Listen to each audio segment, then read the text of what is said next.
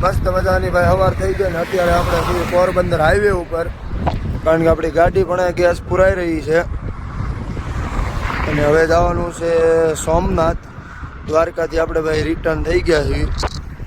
સોમનાથ જવાનું છે તો કન્ટિન્યુ વ્લોગમાં રહેજો. અવાજ થોડોક બેસી ગયો છે અને હવે સોમનાથ કરી ફરવા જવાનું છે ભાઈ. હાઈવે ઉપર જેવી પોરબંદર હાઈવે છે, ટકાટક કન્ટિન્યુ વ્લોગમાં રહેજો.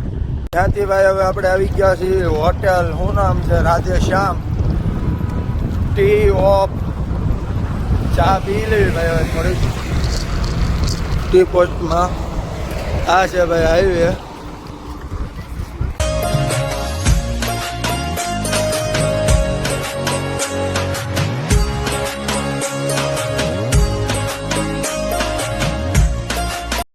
હવે ગાઈઝ આપણે ડાયરેક્ટ આવી ગયા છીએ માધવપુર બ્રિજ છે.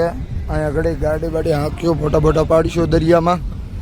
બહુ મસ્તીનું લોકેશન છે માધવપુર બ્રિજનું. અને અહીંયા ભાઈ ટ્રાફિક પણ બહુ જ છે.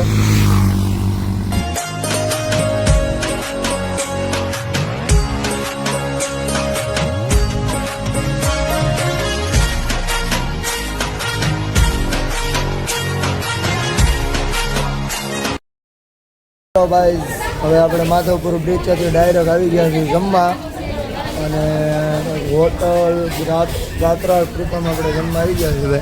આપણા મહેશભાઈ અહીંયા છે, આપણી ડીશો આવી ગઈ છે, દીપુભાઈ છે અને આ હોટલ છે. લીધું છે ભાઈ અને આપણે હવે ઈંડોળે ચકવા આવી ગયા છીએ. દીપુભાઈ સુઈ ગયા છે અને ગાડી આપણી તૈયાર થઈ ગઈ છે.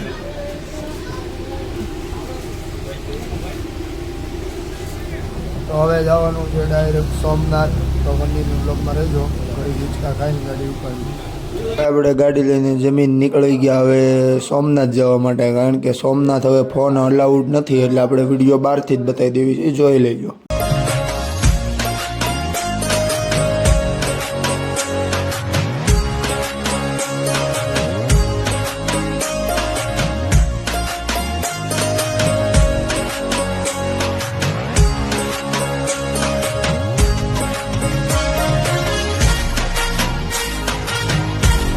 હાલો ગાઈઝ, હવે આપણે પાછા ગાડી લઈને સોમનાથથી નીકળી ગયા અને હવે જવાનું છે આપણે સાસણગીરમાં.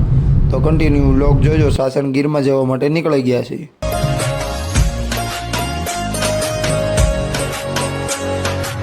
તો ગાઈઝ હવે આપણે પહોંચી ગયા છીએ શ્રીજી રિસોર્ટમાં. અહીંયા પડી છે ગીરની ગાડીઓ. તો અંધારું થઈ ગયું છે ભાઈ, તો હવે જમવા વયા છે. પહેલાં જમવાનું અહીંયા ચાલુ થઈ ગયું છે, તો પહેલાં જમી લઈએ. અને અહીંયા ભાઈ ગીરની ગાડી પડી છે. આવું છે કંઈક રિસોર્ટ.